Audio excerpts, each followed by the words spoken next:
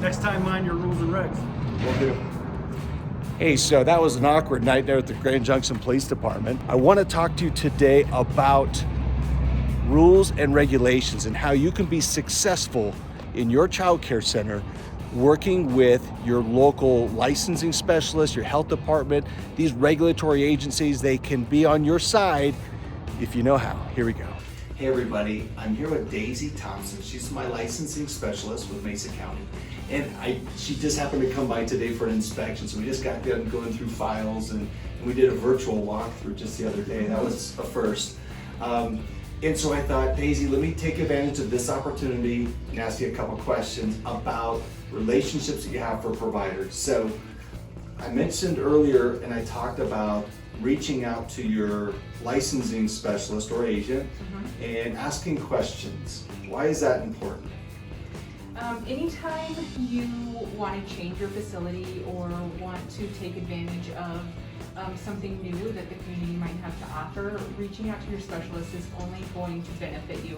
We are there to be a sounding board for you, to help provide, to help providers better understand what the state regulations are.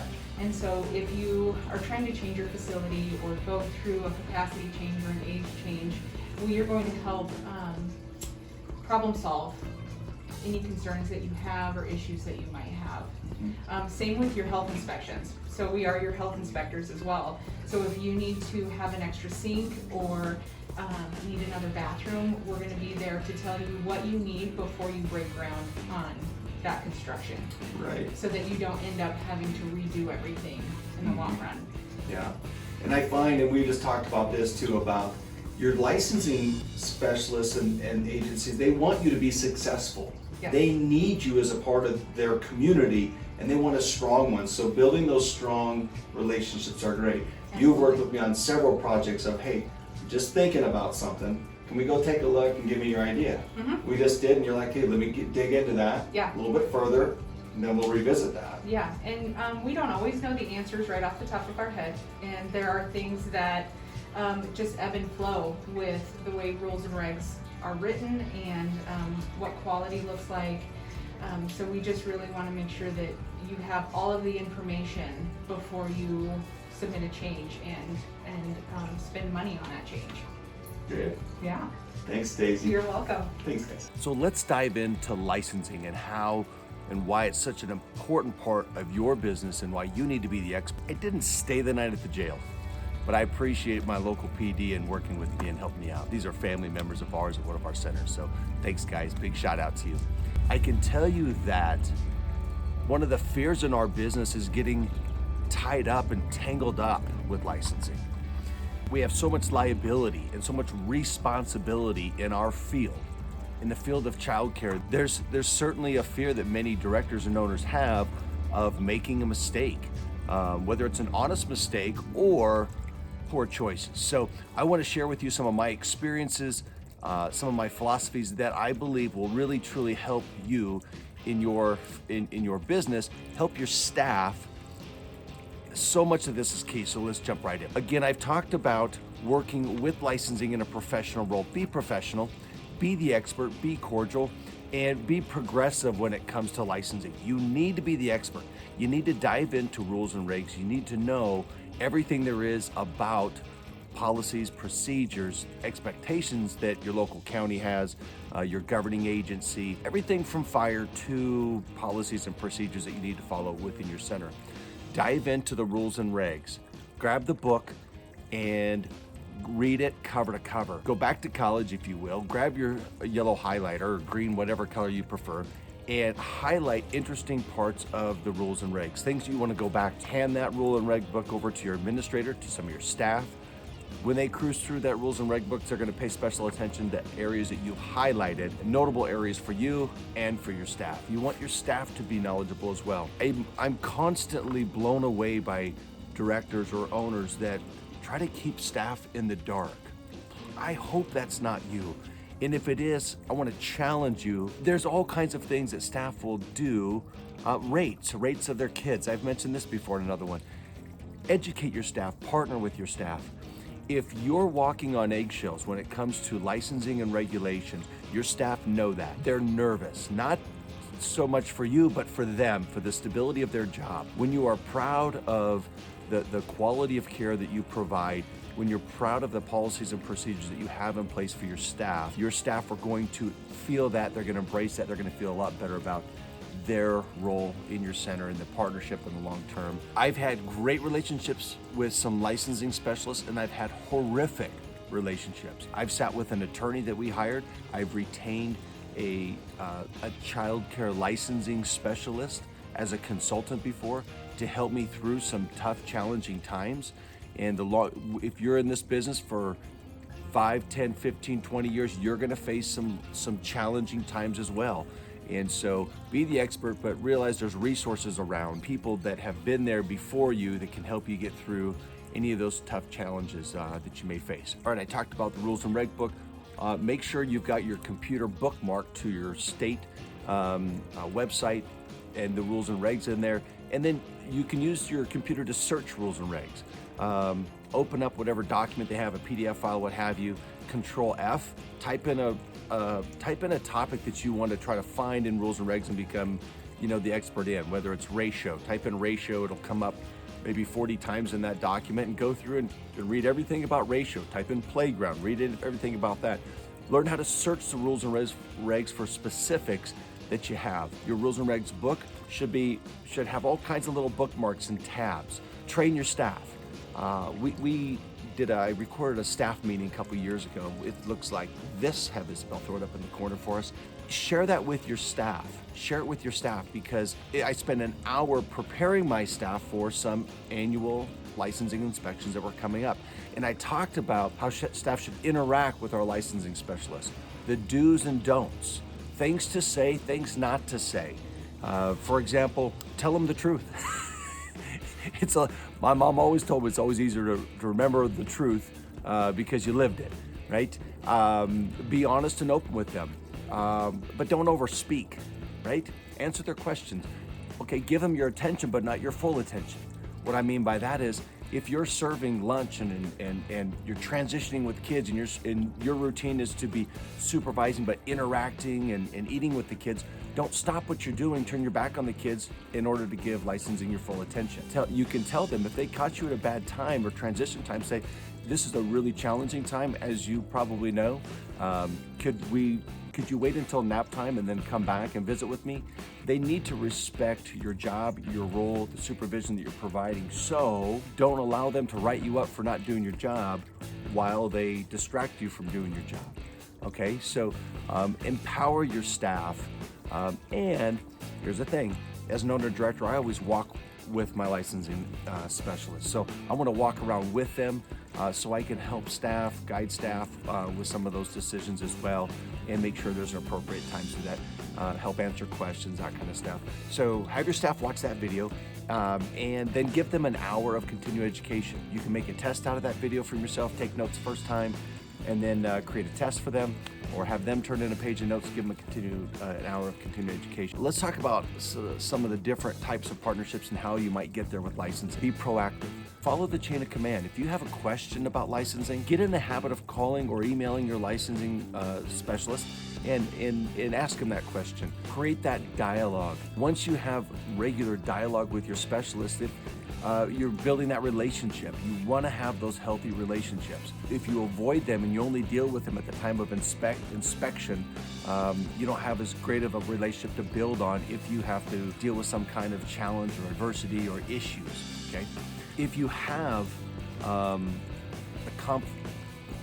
relationship with a licensing specialist that isn't healthy, hopefully you have someone that you can go to, follow that chain of command up and up and up, and ask, hopefully, that they can maybe reassign somebody in there.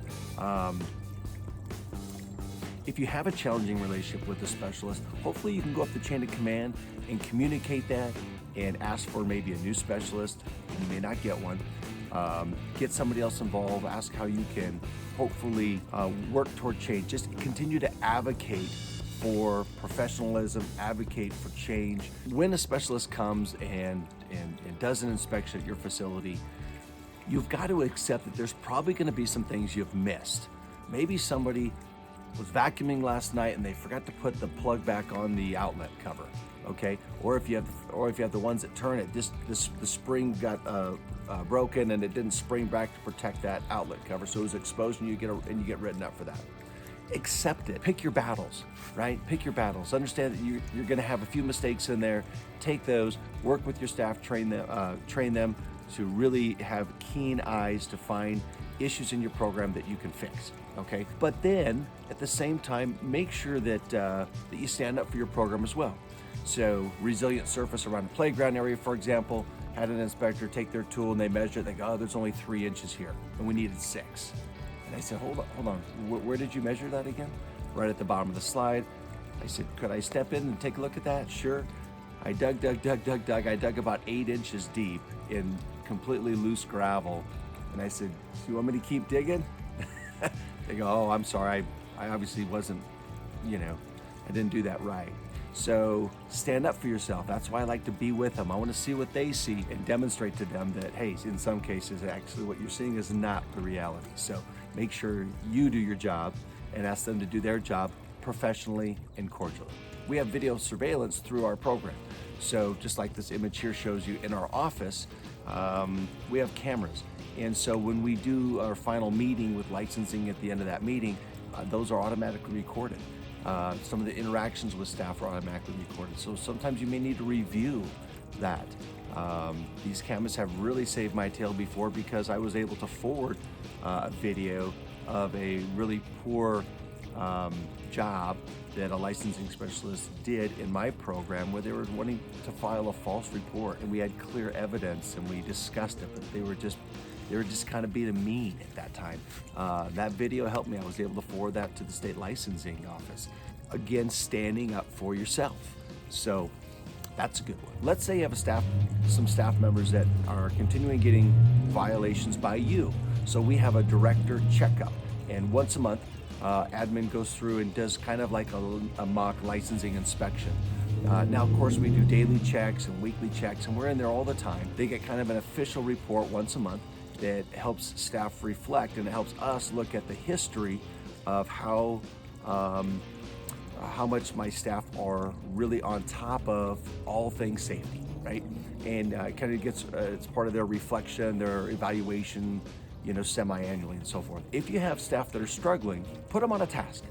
I had a couple of staff that I tasked them to make us a safety video. I said, all right, I want you to go around the facility. I want you to stage some unsafe things that we might get written up by, or that might be unsafe for the kids, and then talk about how to correct those. So they did. They actually created and they produced, edited, and filmed all themselves a 30-minute safety video, and that's part of our staff orientation. So new staff that come watch this, and these two ladies are talking about, they're talking about chemicals, that shouldn't be left on the table. They're talking about cords that need to be secured. They're talking about resilient surface and how to rake that and make sure that you're measuring resilient surface around outside fall zones. They're talking about sharp corners, bookshelves, and talking about chokables for toddlers, all of these things. And so it's kind of a cool, relatable training. And these gals were like, all right, obviously their awareness was up. And it was a great, some great production for my future staff, especially new staff coming in. So that's something you can do. Now, I've never actually spent the night in jail, but in our field, we have lots of liability. We have lots of responsibility. And so the fear of getting shut down, or the fear of licensing coming and shutting part of your program down, or taking away your license, something tragic happening in your program, that fear is real. If you don't have it, you need to get it, because it helps you keep sharp, it helps you keep focused. And so fortunately for us in our program, the only time the police come is to show their cool sirens and lights and demonstrate their car and give the kids a tour on site. So I want you to keep this in mind also. Your licensing specialist, they have a job to do. They can't just overlook things in your program because they like you or because you're good at what you do. They have a job to do, okay? If an officer pulls over an individual and they recognize they're intoxicated, they don't have a choice. It's public safety to oversee that. It's their public safety. It's their job to make sure they take that person off the road, okay? They can't just go, oh, you got 2 blocks to drive home, go ahead. Your licensing specialist, if they overlook things, then their job's on the line as well. So recognize they have a job. Don't be so tough on them, okay? Some things, if it's so simple and you're gonna get upset about it, it's not gonna fix it. Just fix it. Accept that you know, take your lumps and move on and work to correct those in the future. If it's a big issue, handle it properly, handle it professionally. But, you know, the harder you push on someone that's trying to do their job, and if that means writing you up or citing some violations, the harder they're gonna push back. That's just human nature, okay? Advocate for change if you believe change needs to happen. I've mentioned in previous videos about Legal Shield and having access to an attorney. I've used attorneys many times over licensing situations. Maybe it's a violation that a staff had or a violation that we had. Maybe it's clarification. Maybe it's how to handle a county or state agency, responsibilities that I have, and I want clarity from where I stand on a legal standpoint. I'll put a description, I'll put a link in the description below also for Legal Shield. A good friend of mine, he's an associate. You can jump on his website and purchase that. Again, I've had it for over 20 years and I use it. Not every day, thank goodness, right? But there's so many great things when you're talking about rules and regulations. Good to be educated, super good to be smart. And it's not about just being smart, it's having access to resources, right? Having access to smart people. It's like I love to hire people that are smarter than me. I like to surround myself with people that have great insight to access to information. So that's part of that Legal Shield, part of those attorneys having access to good information. Now, as much as you enjoy these videos and this content, I gotta promote someone, Danny Christine. Licensing, there's so much to talk about in licensing, and I wanna talk about some of my experience and some philosophies and strategies, some training, some concepts like that. But later, after, don't go away, don't go anywhere. But later, I want you to go check out Danny Christine's video on licensing. We'll put it in the description, we'll link it in the description below. And I'll show you here clips in a second, but in this video, she talked about your application with licensing and some of those processes. So I don't want to get into that. She covered it so great. Here's a snapshot of that one, and here's a couple clips. Watch this. You might be thinking, like, licensing, isn't that the state's job or isn't that the city's job? They're the ones that have to license me, so it's their job to go through the licensing process. But nope, you are mistaken. You actually have a lot of work to do, so let's get into it. So just use your common sense and triple check everything before you sign off and finalize that your application is complete. Some states might provide you with like a standard list of mandatory procedures that you must take in the event of one of these types of emergencies. And some states might require that you develop some of these policies or explain how you will protect the children on your own. So it's important to start thinking about that, taking a look at your space and coming up with those what if scenarios, and oftentimes the worst case scenarios that we don't like to think about. What will you do to protect your children under different circumstances? All right, so make sure you like and subscribe to Danny Christine's channel. She's got a lot of great stuff on there, so good job, Danny. Appreciate you as a fellow contributor to our industry. So if you like this video, make sure you like, subscribe, follow the channel, and I continue to work hard to produce good content. Over the next few months, I'm going to really dive into a lot of how-to of using some of our tools. So if you haven't checked out the treasure box, make sure you do that. We'll put another link in the video over there for you to find the treasure box. But we'll start diving into those tools, show you how to use them, in-depth stuff, good stuff. I want to make sure I give a shout out as far as personal consultations. Our website is in the description below. If you want to book a consultation sometime, you want to reach out, you want to visit by phone, or we can do it through computer, through Zoom, those kind of things, even on-site visits, that's what I'm here for. So love it to have the opportunity to roll up my sleeves with you, as I have with many child care owners across the country, and help them, help you. So the website's in the description below. As always, if you like the content, there's some good stuff in here. Make sure you hit the like button, subscribe, follow the journey. Let's continue to help promote our industry as professionals, supporting each other. Have a marvelous day.